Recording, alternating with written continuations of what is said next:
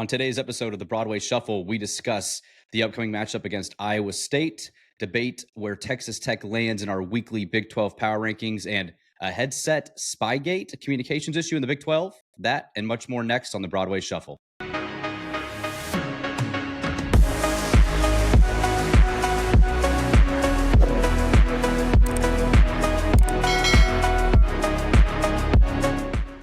All right, boys, episode 21. Here we are.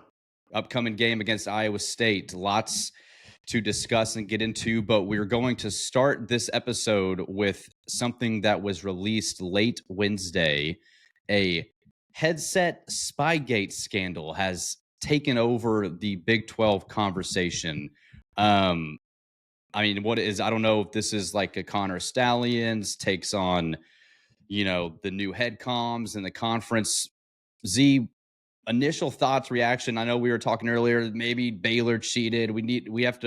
How is the game going to be forfeited? I mean, any way to get Tech to 4-1 in the conference, right? But doesn't look like that's the case. What do we know so far? What were your initial thoughts when you first heard about this? Yeah, so walking through the timeline a little bit, if you're on Red Raider Sports, you'll kind of know how this broke. It's always a random user that breaks like crazy Texas Tech news. It's just funny how that always works. But some guy was saying, hey, I hear there's rumors about Baylor and TCU potentially having access to our headset communications. And my rule of thumb when it comes to information like that is I will spread it as if it's truth if it is either A, funny, or B, affects my rival in a negative way. And this fit that latter category. So I spread it as gospel. And as the day kind of went on, you saw people that are a little more tied into the program, some bigger donors, some people that are high up in the Texas Tech administration saying like, yes, this thing actually has legs. The AD is extremely mad about it. One poster even said like, he is more mad about this than he was about the Chris Beard departure. So clearly this ruffled some feathers in the Texas Tech athletic department. And essentially what's in question here is the headset communication between the coordinators or the guys that are up in the box and the players with the green dots on the back of their helmets that are on the field. So in most cases, that's Jacob Rodriguez for us, and then the starting quarterback. So for almost all of our games, it's been Behren and then Will Hammond in that second half. That comm does cut off 15 seconds left in the play clock. So it's not something that they're relaying stuff like 5 to 10 seconds for the play or like even during the play. And then you also have the added factor that, if I call, hey, we're running Ricky, if you're a defensive coordinator on the other side, you have no idea what Ricky means. Maybe all the offensive players do, but you don't have any idea. So maybe it doesn't provide you any value. But Texas Tech is pretty upset because they found recordings of both coordinators, the recordings of the TCU game, I believe. And that really, really upset them. And I'd be upset by that too. If you thought that potentially somebody had access to your coordinators during the game, whether that be the TCU staff or the Baylor staff, that's a huge advantage. However you choose to use it. Maybe it only affects one play, maybe it affects 10, maybe it affects 20. They were understandably mad about that. That's kind of my understanding of the situation right now. There is no definitive proof that, yes, TCU accessed your comms or Baylor accessed your communications during the game. As far as I know, there's no proof of that. I do just know that the Texas Tech administration is really frustrated about something right now. Yeah, the administration and the fans, Conrad. I know your hate for TCU and Baylor is not something that is taken lightly over there in the corners of your world. You were hoping that you could just absolutely take this opportunity to just roast TCU and Baylor, get out the frustration of the losses. So I wanted to give you a minute or so, to just build up, just say they cheated. Let's start the rumor here on the Broadway Shuffle. Do what you got to do, Conrad, to make yourself feel better after those losses. Yeah, I may need more than a minute if we're being honest, but thank you for the minute that you'll give me. It's interesting. I don't know that I can be as outlandish as I wanted to be because there is no definitive proof, and I share what Zyler said earlier that it is something that I will spread if it's funny or if it will make your rival look bad.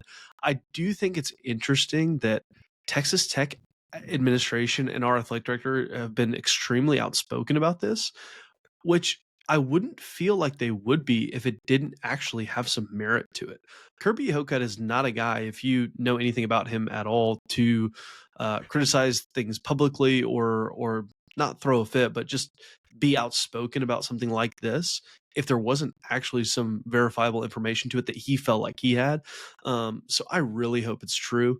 It'll just make me feel a lot better about both of those losses.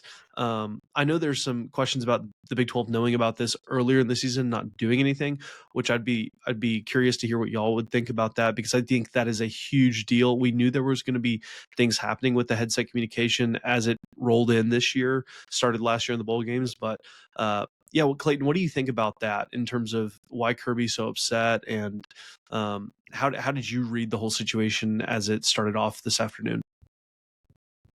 Yeah, I really want to know like what set them off to think that TCU and Baylor were listening, because like you said, the article that came out said that the Big 12 has known about this for like 3 or 4 weeks, right? Mhm. So there had to have been something, and Zyler, you mentioned that they were sent recordings, so I guess that's it, but there's got to be some reason that they think that they were listening on the last 2 games, because obviously they knew that they weren't secure for a while now. But I wish I could see, like, go back and watch the games and see if there was any tells on defense that they knew the play, like safety's crashing down, but I haven't been able to go watch or anything. You know, the hot rumors, and none of these are validated. One was that it was found on a gambling site, like a low profile, kind of off the books gambling thing, and somebody had access to it there, which obviously means somebody recorded it and distributed it. And then the other one is that it came from a member of an opposing staff that had played TCU and Baylor and somehow got their hands on it. Those are the 2 hot rumors. I don't know that either of those have any sort of validation to this point, but that's what's getting, kind of talked about on the message boards. I will say, We've it's seen- Which, as we interesting. know, Or there's no information that comes from the message boards is ever wrong, so take it as gospel. Absolutely. Message boards are where you find the truth in this world now. Better than Fox News and podcasts. CNN. Yeah, in podcasts. I do think it's interesting, though, thinking about, okay, even if you knew you had the opportunity to do that, I mean, this stuff, like, people are going to find out. There are way too many people invested in college football for something like that to go unnoticed, or to never get brought up or found out. So if you did have that ability to do that, and it actually happened, doing that and then knowingly choosing to make that a part of your in-game decision making, I mean, you can't be shocked that, like, if it actually did happen, again, assuming that, if something does happen to your program because of that, because that's just that kills the game entirely. Just takes all the competitiveness out of it, and just it causes a lot of problems for the competitive nature of the game, the integrity of the game, quite frankly. Yeah, and so far this year, we have not seen this head comms issue come up like this. We have seen problems, though. I mean, games have been delayed 5-10 minutes. I've watched a few Alabama games where they completely lost communications. I think it happened in an A&M game as well. And so this transition to this system has not been perfect for college football. This would add a whole nother wave to this problem if this is actually something of substance. I don't know if it really affected you losing by 24 to Baylor or not. I don't want to blame the Absolutely. community. Yeah, sure. 4 for the game. Tech's now 4-1. Tech wins 2-0, right? But it is going to be something that's going to be interesting to keep an eye out on for the next 4 or 5 weeks. It would be a problem for the conference if this was something they did not address in early September or mid-September, and we're now hitting October, and this is just now, or hitting November, and this is just now getting in the news. That's something that Big 12 will have to address. I don't know how they will, but it could become a problem if there is any legitimacy to this claim. So Yeah, that could be why Kirby's so mad. I mean, if Yeah. they already knew about it and they did nothing, and then they somehow found out that TCU and Baylor were listening, or anyone, then I could see why he'd be pissed.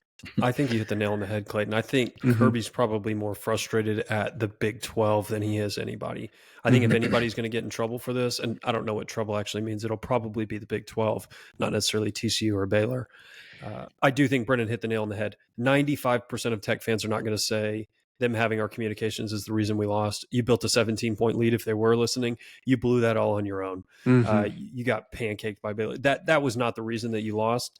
But still, if they were listening, and I want them to be punished if that was something they were cheating for. Neither of those are mutually exclusive. And, I think probably the only reasonable thing to do is expulsion down to the Sun Belt. If I was thinking of like an appropriate punishment, is go Absolutely. play in that conference. Yeah. We don't want to see Yeah. you anymore. Depart this league forever. But that's just me kind of spitballing. Yeah, I can see Sonny Dykes now going. They're running the ball on 3rd and 7 with Will. Let him. Don't no, I can see it now, hearing that in his headset and being like, I can't believe it. So I can't believe it's another screen. yeah, nine screen passes for -2 yards. Taj Brooks right up the middle for the 10th time. I will say, Sonny Dykes, on a TCU note, I just thought of this, and I have to share it because it is a part of my TCU hate. I feel like he's the perfect head coach for TCU because he looks so much like a toad. They kept doing that hypno-toad thing all the time, and he looks exactly like the toad. Like they're spitting images of each other.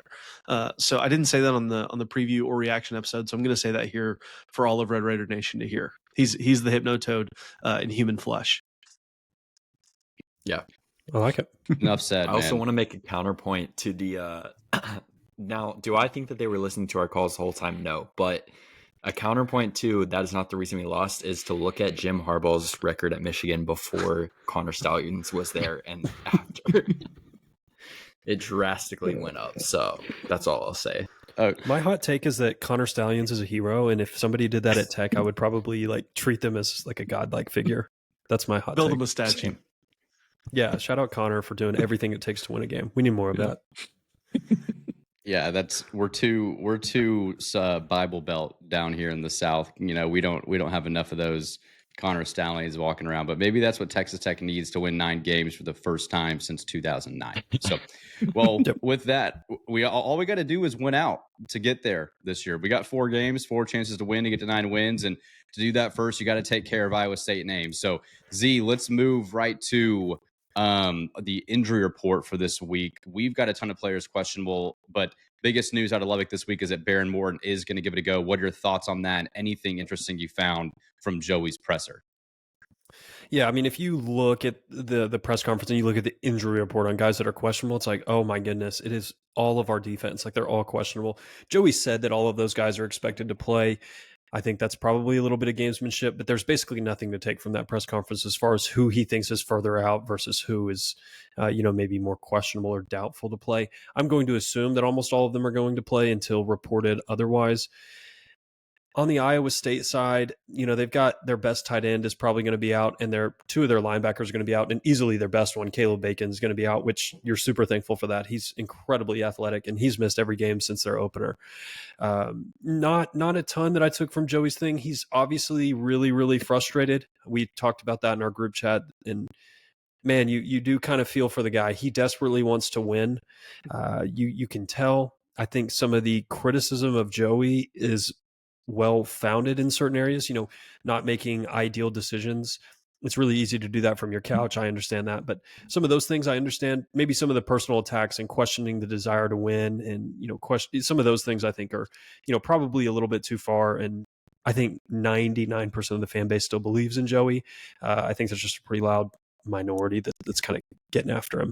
Yeah, and let's stay on this topic for a second because this got a lot. This actually picked up some steam on Red Raider Sports, and our friends on Locked On talked about it and made some notes regarding kind of like how you measure where Texas Tech's program is and what progress really is. And I thought that Chris Level put it in perspective well. Clayton, for other fans, they said, hey, you shouldn't settle for 7-5 or 8-4. But the reality is the team hasn't been there, and a loss to TCU stinks. And Joey has elevated at least the hype of the program. He's elevated what we've seen in terms of success, at least in the regular season in the Big 12 in a decade plus.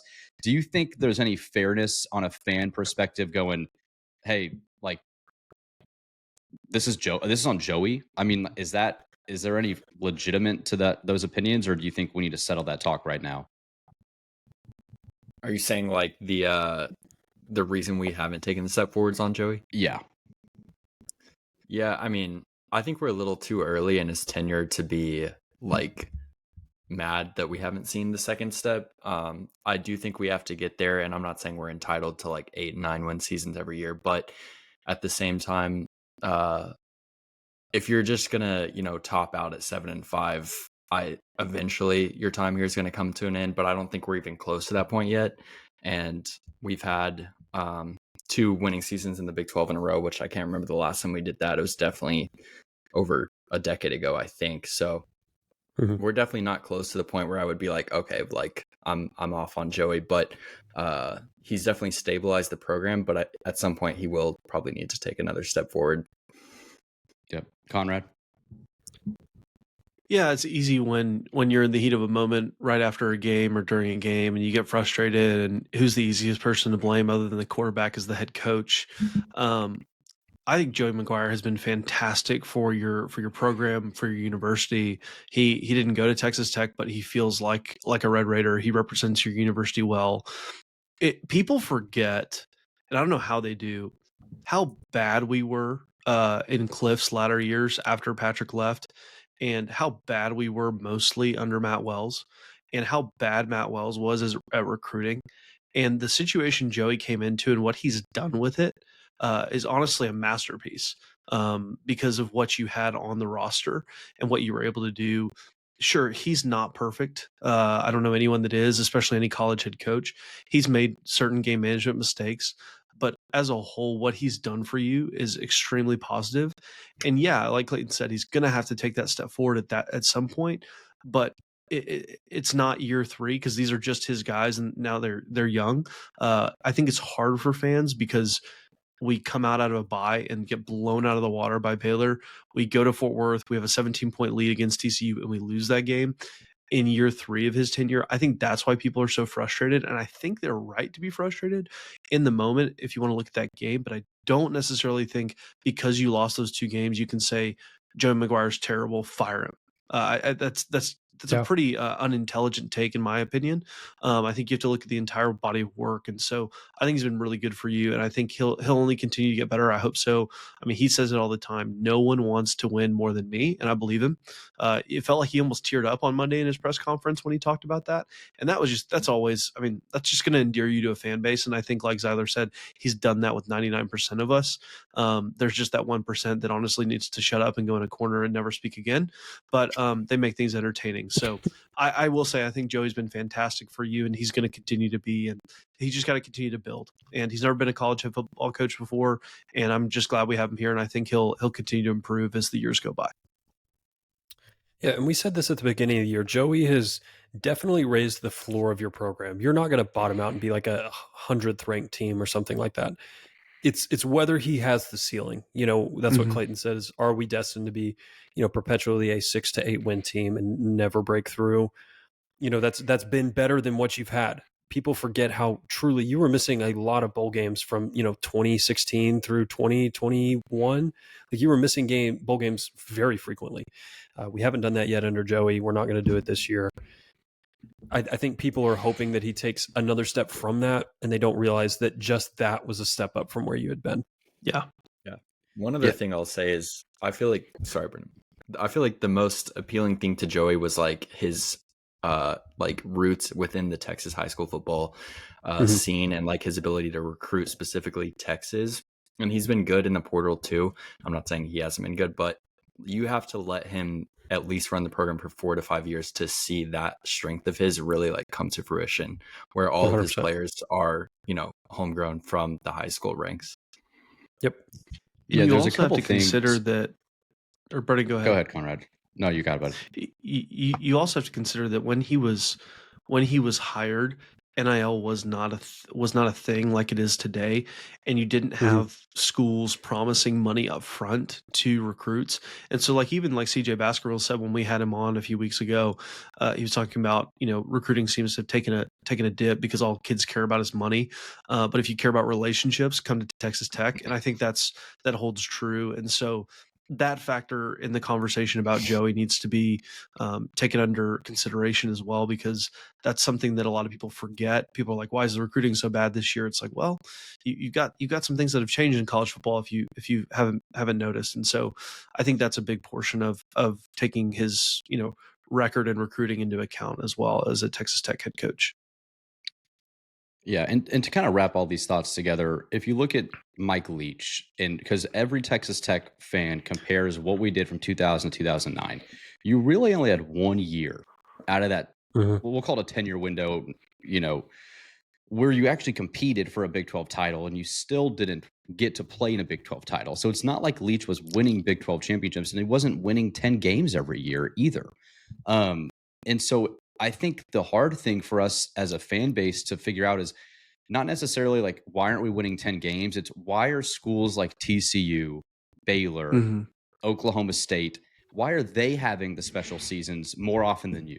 Like, why can a TCU go to a national championship game? Why can a Baylor, a Kansas State, a BYU? So what is it about Texas Tech that's such the problem where we can't just reel off? It doesn't have to be every year, but a special season. Like we've had one in 24 seasons of what I'd consider prominence. You could go back to the Spike Dykes era, but really since Leach took over the program, we've had one really special season and then a lot of solid years where we beat some rivals, but it wasn't anything where the expectation should be 9, 10, 11 wins and Big 12 titles every year. I think we're just missing the fact that we haven't really had the opportunity like these other schools that aren't Texas and OU, where we feel like, well, they're equal to us. That I feel, at least in my opinion, is the biggest problem of why we haven't reached a high ceiling, not even the consistency of 9, 10 wins. Just like the special season of having it, why these other rivals are consistently doing it. I don't know. That's my thought when it comes to maybe the biggest frustration, not necessarily, I think the floor is elevated. Like 7-5, 8-4 this year. We all said it on our preview episode of episode 1 when we started this show. Like 7 wins, 8 wins, great season. None of us were expecting 9, 10 wins, and you saw the opportunity to do that. So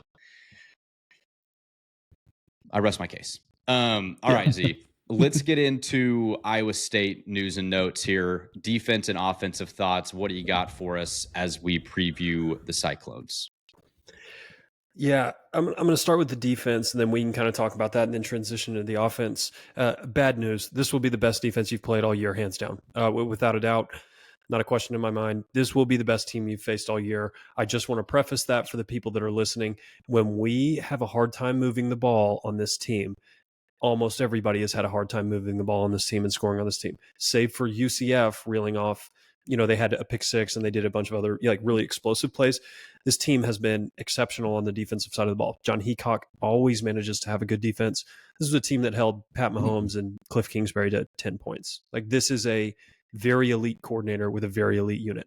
They rank either first through third in 7 of the 9 defensive categories that matter in Big 12 play. So that's points per drive, scoring possessions per drive, total yardage gain, percentage of yardage gained, field goals allowed, things like that. They're elite in almost every single category. The only one that they're not elite in is forcing turnover on downs, which is kind of like do teams even choose to do that against you? And that's just not a really consistent stat.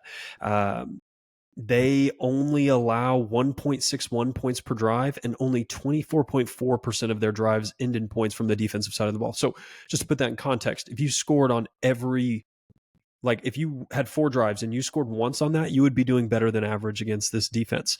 They force a turnover on a 5th of every single drive. It's a really, really good unit. As far as players are concerned, Singleton and Orange are going to be monsters at the nose tackle spot that are extremely disruptive. They're very strong.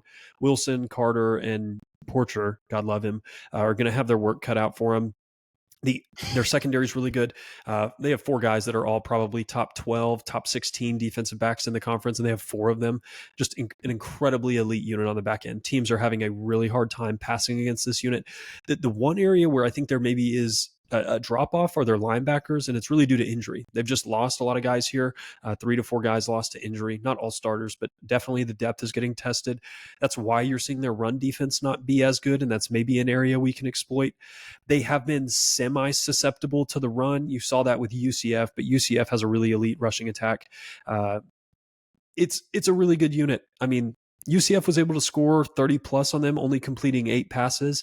I think that's going to be somewhat similar to what we should try to do, is really hammer the run game. I think if we try to pass a lot on this team, they're just going to come up with interceptions and they're going to get sacks. You can't exclusively run the ball, but I hope we have a heavy diet of the run game when it comes to their defense. Any thoughts on their defensive unit from you guys? Hey, you forget that we have the best wide receiver screen game in the Big 12, so we've got that going for us against them. I would not be excited to see a bunch of that. I get it if you need it as passing downs, because if we're doing 3 7-step drops trying to chunk it downfield, it's just not going to be successful very often. It's just a really good unit. They have really good players. All their safeties and all their cornerbacks are good. Yeah, Z, what scares me, though, is you mentioned their defensive lineman, Singleton and Orange, in the nose tackle. And we run a lot of the kind of inside run with Todd. So and our, like you mentioned, our offensive lineman. And are you going how do you get creative in the run game? Are we going to see more Jacoby Williams? Are we going to see more I hope outside sweeps and outside zones and try to get more on the outside? I mean, some of those plays against TCU worked really well.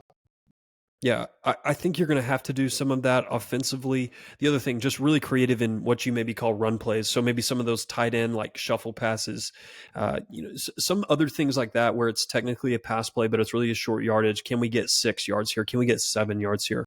They're just not going to give up a ton of explosives. I say that kind of tongue in cheek. They gave up some against UCF, but UCF has RJ Harvey, who's probably the most explosive back in the Big 12. Jacoby Williams is kind of built in that mold, but he's a true freshman. RJ Harvey is, the best back in the Big 12. So I don't know. I think Kitley's going to have to be extremely creative. We've got to make sure that we grade on a curve here. This is like a top 15, top 10 defense in the country. Like, this would be better than a lot of the SEC defenses and Big 10 defenses that you see out there. This is an incredibly elite unit. I think scoring more than 20 here would almost be a miracle. Clayton, thoughts on that? Yeah, that's depressing. But no, I agree. The 3-3-5 defense that they run has been a problem for us pretty much every year since Campbell's been there. Even the time that we won in Ames was like 13-7 or something like that. So I honestly feel like the only way you win this game is if your defense has an incredible performance and holds them to like 14-17 points, which is asking a lot, I know. But you're asking the impossible. Yeah, pretty much.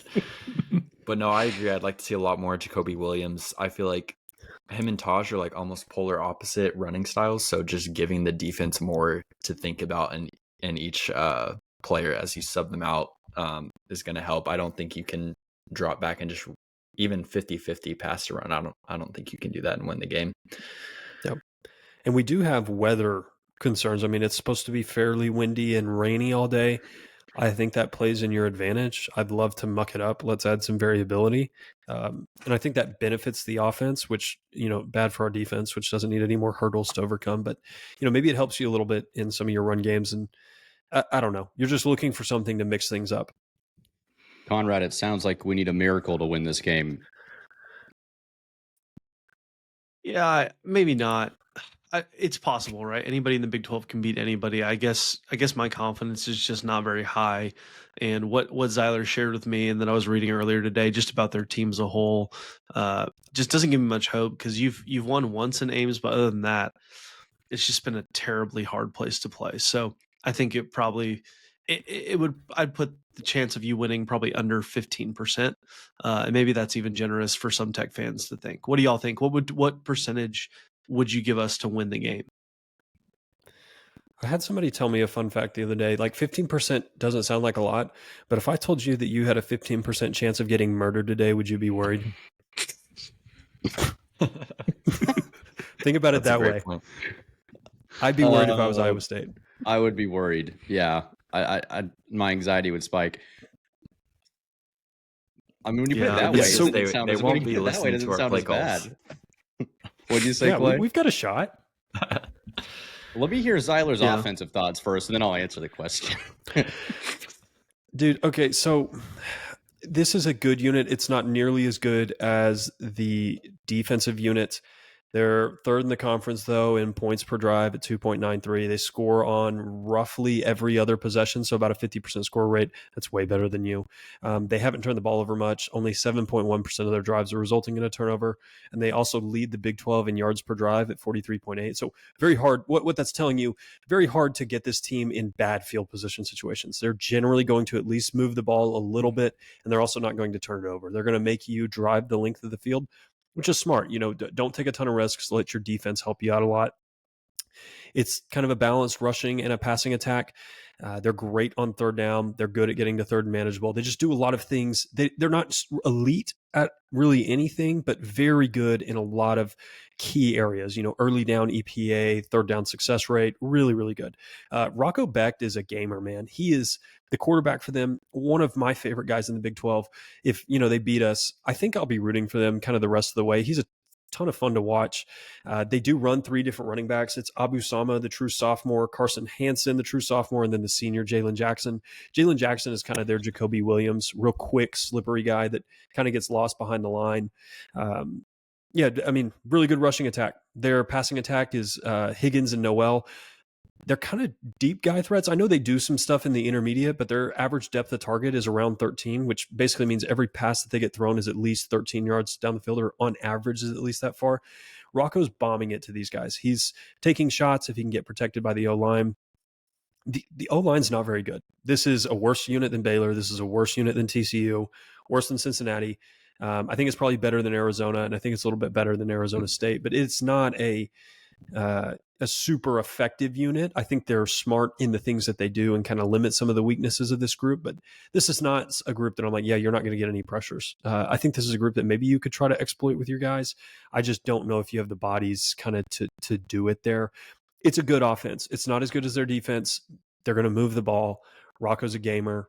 He's going to be frustrating. He's going to escape pressures. He's going to roll out and bomb one down the field. Like, that's just going to happen. Pretty decent unit, not better than, I don't think, the TCU offense, better than the Baylor offense, better than the Arizona offense. So one of the better units you've seen, but not necessarily one that I'm super concerned about. You said better than the Baylor offense? Yes. And that offense put up 59 points. I think that was an anomaly. If I remember because of the correctly. headsets. It was an anomaly. Headsets. That's right. That dogged off like 28 points. Asterisk. That's, yeah. That game doesn't count. Yeah, excluded from the computer rankings. Dude, Rocco, he is, outside of his name, which is just awesome. He's one of my favorite players in the Big 12. The game against UCF, I don't know if y'all watched that game, but he just refused to go down like in the fourth quarter. I mean, UCF was getting in the backfield. Like you said, the offensive line, not great. And UCF had some dudes up front.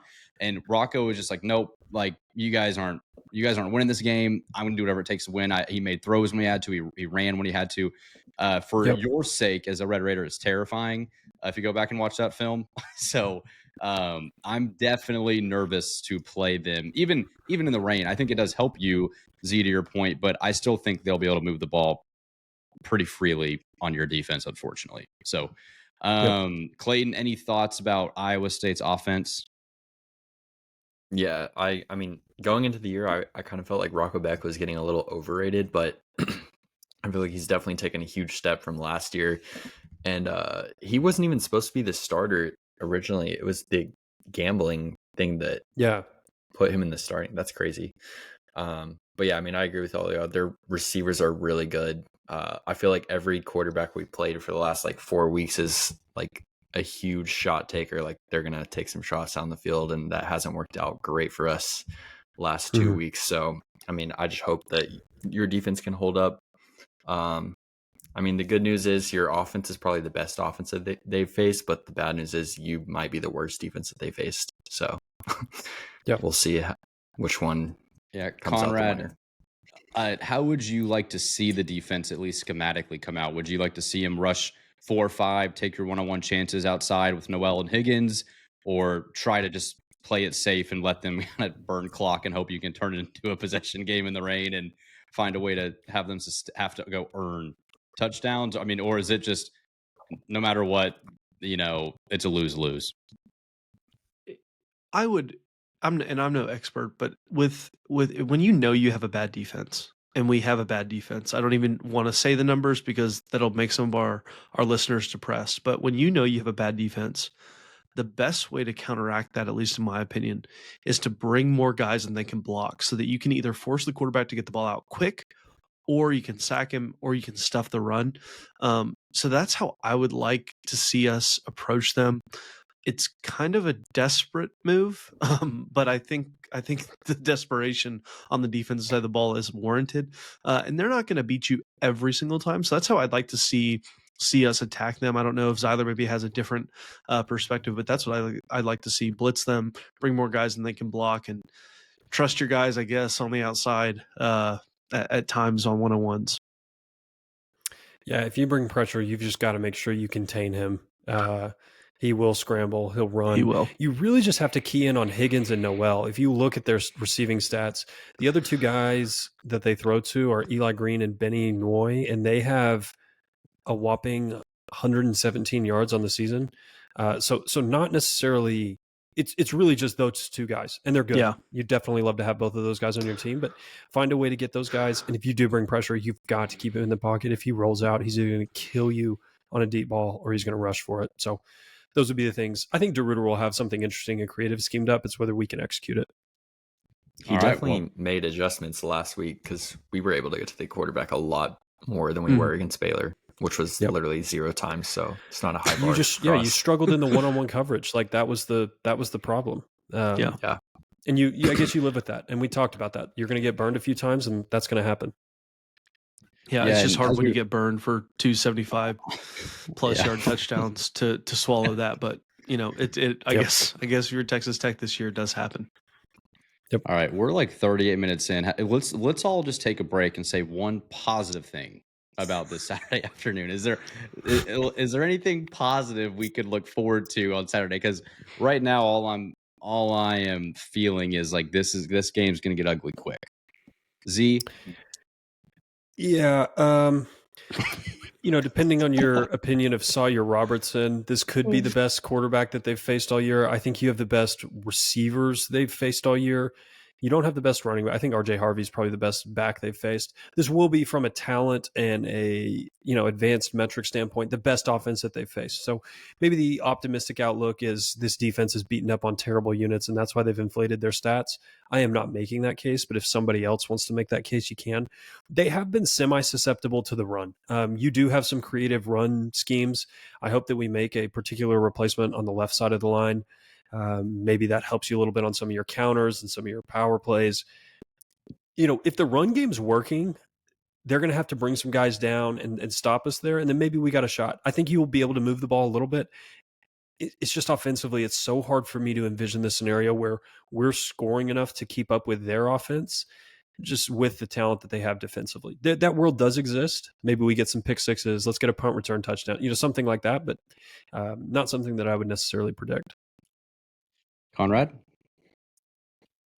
Well, I mean, the first thing that came to my mind when you asked that question was the fact that we're not playing at 10 p.m. like we did against Arizona. So at least if we do lose this game, we'll get to be done by 6:30, and we'll have the rest of the evening to think and consider the way we played. And to maybe go to a corner. Yeah, I was going to say, it's just the going first one. After the loss, you'll be able to make your dinner reservations. That's the positive. Yeah, Neil exactly. Brown answer.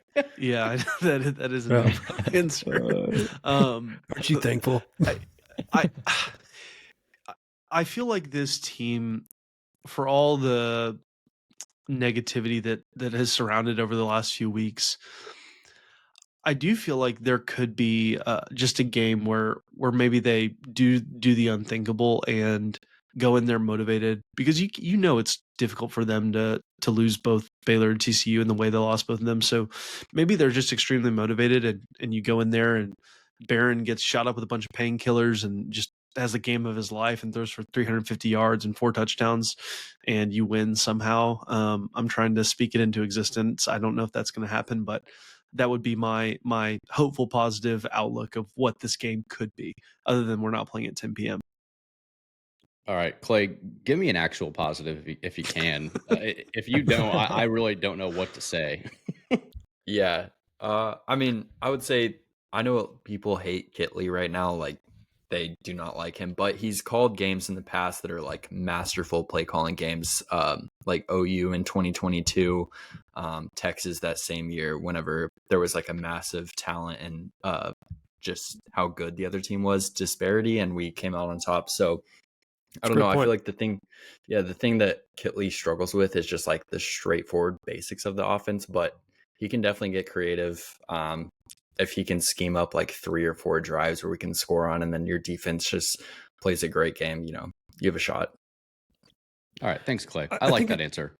A decent question. So for the offense, what would your expectations be as far as point total goes? And you'd say, yeah, that was a good game. I know it's hard to say without seeing and watching the flow of the game, though. But if they scored X amount of points, what amount would you say, yeah, that's a pretty good performance against this unit? I mean, 24. I would say 24. Yeah, I would say mid-20s. That's exactly what I thought. Yeah, mid-20s. I mean, the UCF game, the reason their offense, their quarterback, I'm blanking on his last name. It's not KJ Jefferson, obviously, but he was able to run the It's ball like a Zachary ton. Brown or something. Yeah, Brown. Yeah. He was able to run the ball a ton. I mean, I think he had 6 completions. Like, it was like, we're not even going to try to throw it, because if they did, it was going to be trouble. And they were able to get really creative, which is why it's almost interesting. Like, I know all the talk about Will and Behren, and Behren's your starting quarterback. If he's healthy, he's playing. You'd love to keep Will's red shirt, but it almost does feel like with Will, if he is more mobile than Behren, able to run, he would be like almost maybe more effective in the offensive game plan, like with some read options, RPO stuff, or maybe even seeing some Cam Brown this game to get some some creativity in there. I don't know if Conrad doesn't like that very much, but I mean, if you're starting quarterbacks on a bum shoulder, even if it's his non-throwing shoulder, and he is having to, I know they're saying he's healthy and good to go, and that came out on Tuesday, but I don't know. It to me, it feels like if your offense is able to go put up 3 touchdowns, that's a success. And you're still losing the game by that, by the way. Yeah, probably. If you can score on 4 drives, I think that's pretty good. Not obviously not 4 field goals, but 4 scoring drives would be solid. Yeah. And if you're listening thinking, I'm going to turn this off, these guys are too negative, what we're trying to do for you is a favor. We're trying to prepare you for the worst, so that when the best happens, you can be even more excited. And when the worst happens, the rest of your day is not ruined. So we're trying to do you a favor. On an optimistic note, you are 2-0 against Iowa State in your last 2 games. You had the Tyler Shuck masterclass up in Ames, and then the Gino Garcia, or not Gino Garcia. What was that guy's name? Garibay. Yeah, Garibay. He kicked the 62-yarders. Yeah, 62-yarder to win it in Lubbock. So you've beaten this team 2 times. Who's to say it can't happen again? Exactly. Not us. And that was, not We've us. got all the positivity here. We're going to go there. We're going to win. Well, with that, let's go right to our predictions then. Z, I'll let you go first. Are you switching your prediction, or are you staying true after that? So I think there is a path to beat this team. I think it just involves doing things that we haven't seen yet from this offense, and that's exploiting mistakes that if they do make them, you're able to take shots. Can you score on explosives? I think if you're hoping that you can do 12, 13, 14 play drives against this team, man, that's going to be just tough sledding to win enough consistently on a success rate perspective to drive down the field. You're going to have to hit explosive plays. It's not something you've been great at, but you have seen flashes of it. I think the weather's kind of weird. I don't know what that really does for you. It's an interesting situation. It doesn't sound like we're super focused on Iowa State right now. It sounds like we're focused on headsets, which, understandably, I get that. You're frustrated about that. I just don't think you're going to be able to score enough points. I don't think they're going to score a ton either. I think the weather's just going to be weird. I'm going to take them 28-13. You don't end up covering, but you kind of keep it sort of close in the third quarter. Yep, fair enough. Clayton? Yeah, it's tough to see your offense doing enough to win this game. I think some of the defenses that we've had in recent years would give me more confidence that we could, keep this game to like under 24 points and then maybe squeak out a win. But I don't see your defense holding them to that. So I'm going to go with Iowa State 35-17. I don't think you get blown out, but maybe a late touchdown. But yeah, I'll go with Iowa State 35-17. Wow, this might be the first week this is going to happen. I'm going Iowa State 31-14. I think you maybe keep it fairly competitive and low scoring, mainly just because of the weather. And then they probably outscore you, 10-0, 14-0, kind of late third quarter, fourth quarter, and get some stops. And I just don't see it being a meaningful football game going into the fourth. But, you never know. I just, you've got Behren, I think he's banged up. That worries me a bit. the defense, you just don't have the dudes. I mean, at this point in the season, you're injury ridden. There's just not enough talent on the defense side of the ball. There's not enough depth to remain competitive over the course of 4 quarters against a team that's clearly better than you. So, yeah, Iowa State 31-14. So, Conrad, I'm going to go to you. And with that, too, if you are an avid listener of the show and you've been wondering about, hey, they haven't talked about the Kool-Aid Factory. We've been, obviously, that was suspended after Baylor. I kind of started smelling the Horned Frog horchata there in the fourth there, but then obviously that crashed and burned there pretty quick. So, Conrad, with your prediction, give a brief update as a CEO of the Texas Tech Kool-Aid Factory. Where are we with that too? And, is it shut down for the year yet, or are you still kind of trying to keep it alive as much as you can? Well, it was humming for a few weeks there, and the Kool-Aid was being produced. It was being purchased. It was being sold very well by our 2 salesmen, Ryan Hawkins and Dylan Burrow, a little bit after in between his cleaning sessions of the factory. But it's fallen on hard times. There's not much hype around the program. You can tell there's a lot of negativity that we feel even on this podcast. And so we have Cyclone Cola this week. We were hoping to produce a little bit more of it than we did.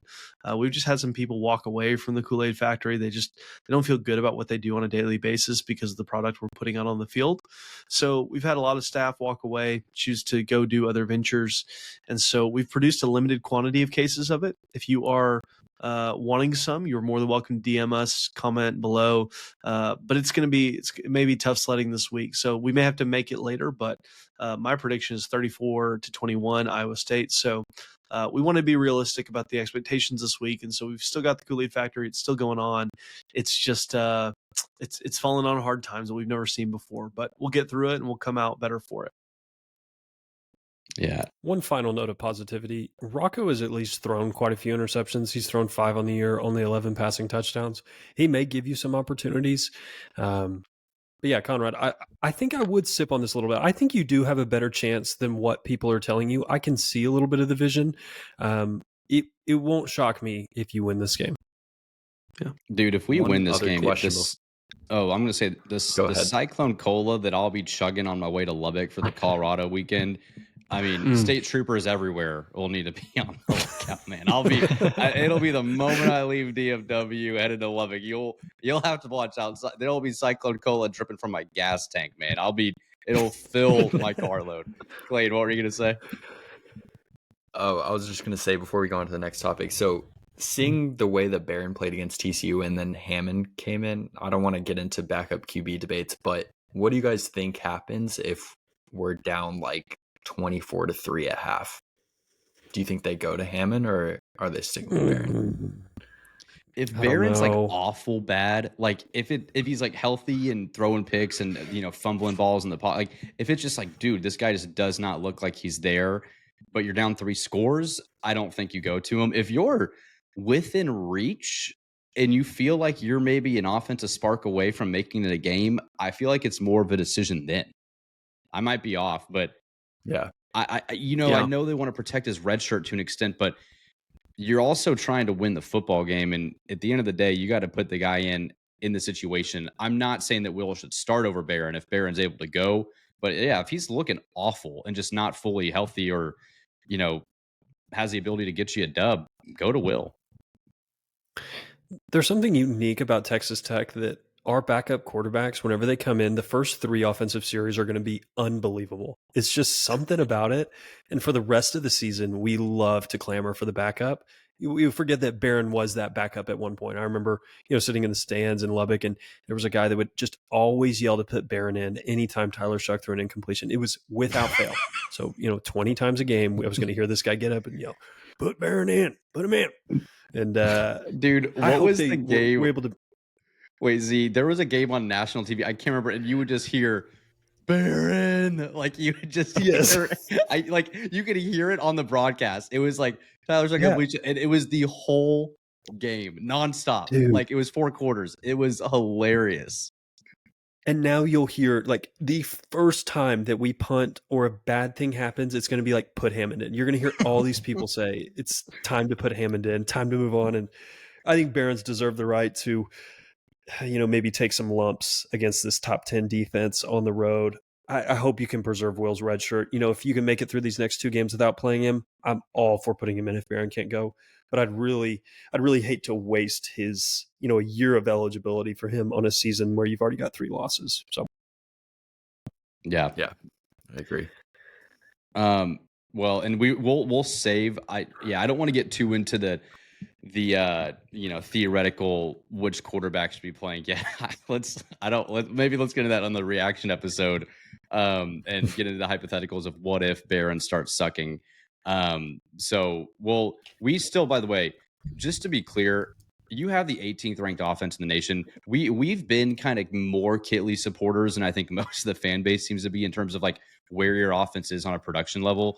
And Behren is a 6-to-1 ratio touchdown reception still. He has not been bad by any means. He is very much deserving to be your starting quarterback still, minus a good half from Will. So I don't want to get too much into, that conversation. But if Behren goes like 10 for 34 with 3 picks or 4 turnovers at Iowa State, that week coming up against Colorado will be interesting for sure. So, all right, well, let's get in. Go ahead, Conrad. Sorry. I just hope he's healthy. Like I know he obviously he was hurt bad enough not to come back into that TCU game. Will played fantastic, but I just hope he's healthy. Man, he's had such a good year. I mean, the touchdown interception ratio, 18 touchdowns, 3 interceptions. I mean, that's unbelievable. Like you give me that. You tell Tech fans you can have Behren Morton any of the other years since basically Pat or even Nick Shimanek, basically post Nick Shimanek.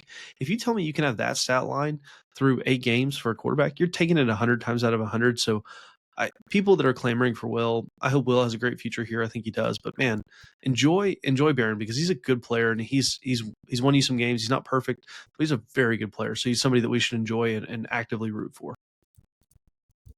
Enough said, man. Enough said. Amen. I like it. All right, Big 12 power rankings, boys. I'm curious to see where Texas Tech falls on this for y'all this week. Zyler, why don't you go first with yours? And does Texas Tech deserve more praise or less after should have been a W in Fort Worth? Yeah, I mean, I think if you're just box score looking, you covered the spread, you only lost by 1 on the road in a game that you were, an underdog by almost a touchdown, you should improve in my mind. But I don't know that that's necessarily what I did. I didn't drop them too much. I think the Baylor game was what dropped them more in my mind. I've got Texas Tech at 9th. I still, my top kind of remain the same. It's Iowa State, Kansas State, BYU, Colorado. Those are all the teams that I think are contending for the Big 12 championship berth and the playoff spot. Then I have Cincinnati, TCU, and Baylor kind of in that next little tier. And then it's a huge group of, I've got West Virginia, Texas Tech, Arizona State, UCF, Oklahoma State, and then kind of the really stinky teams this year, Utah, Kansas, Arizona, and Houston down there at the bottom. So that's how I kind of saw it out this week. Clay? Yeah, I'm pretty similar to Zyler. I do think OSU should be in the stinky team tier, but I've got Iowa State, BYU, Kansas State, Colorado. I agree that those are the 4 conference contenders, and I've got TCU, Cincinnati, Baylor, Tech, West Virginia, Arizona State, UCF, Arizona, Utah, Kansas, Oklahoma State. Whoa. I know. I have OSU dead last. OSU 16th. They're the only winless team. Crazy. Dude, yeah, I forgot they beat Utah.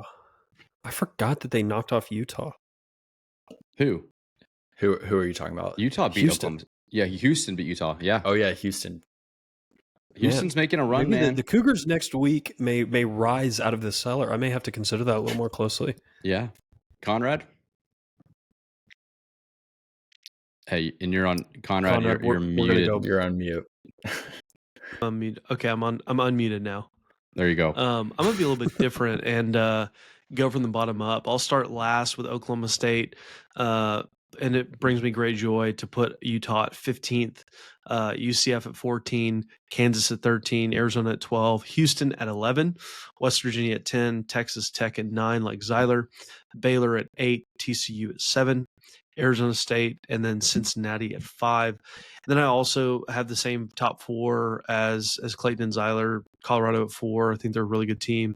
They scare me a lot. I think Shadur's going to throw for 600 on you next week. BYU at 3, Kansas State at 2, and then Iowa State, the number 1 team that we're playing this week, at 1. So that's my Big 12. But I just love putting Oklahoma State last. It brings me so much joy. Yeah, honestly, the game that I care more about now is probably that Oklahoma State game than any game left on your schedule, because it's like, please, for the love of God, can we beat them this year? Like, when they're this bad, you cannot lose to them. You just cannot lose to them this year. That would be devastating. So we need to keep them in the cellar, if at all possible. So, and all right, well, looking into this week around the Big 12, not a ton of key games, I would say, going on. I feel like this is a pretty low week for the Big 12. BYU is off. Cincy and Colorado are also on bye weeks.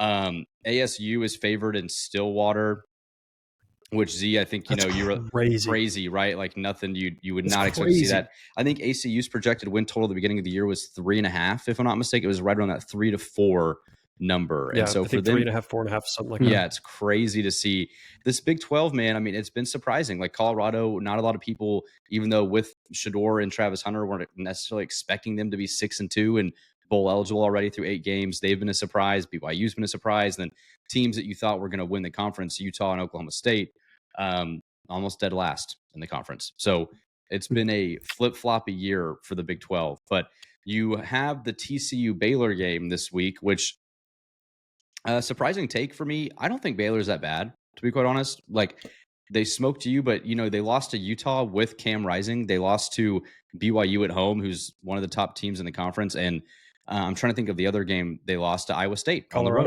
the road, So in Colorado on a Hail Mary, So this team, so there's a lot of like just tough road game. I mean, at Utah, at Colorado, at Iowa State, Baylor, some of Baylor's losses this year.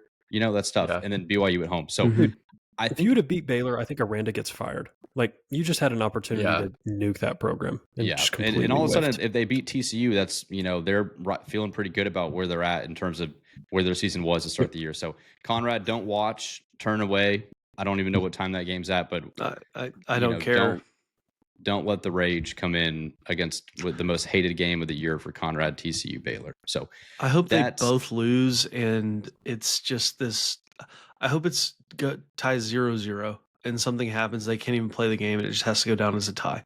The head comms go out, and the lights go out in the stadium, and things go south.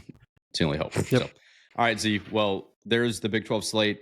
Let's get to tech trivia. We end each episode here with a tech trivia question from Zyler. What do you got for us this morning?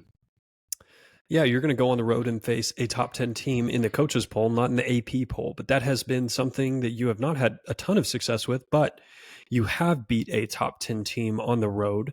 It was semi-recently. Can you guys name the last time that we knocked off a team in the top 10 on the road in either the coaches or the AP poll?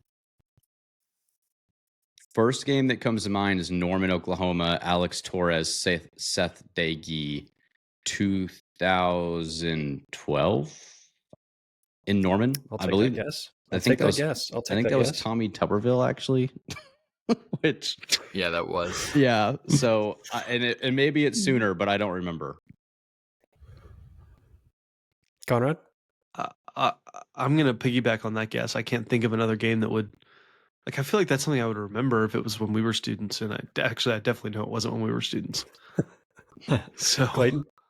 Yeah, I literally cannot think of a guess. I can't think of like another game that you were. I guess I'll steal off Brennan, say the same one.